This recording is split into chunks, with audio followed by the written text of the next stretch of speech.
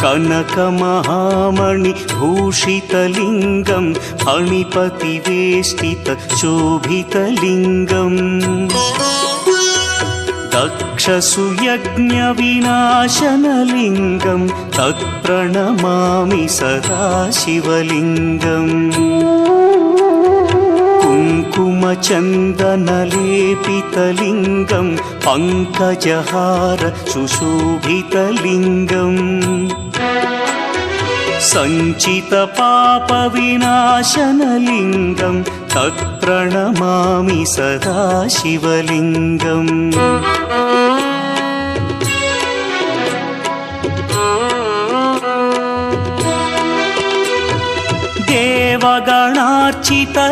देवगणार्चितसेवितलिङ्गं भावैर्भक्तिभिरेव च लिङ्गं दिनकरकोटिप्रभाकर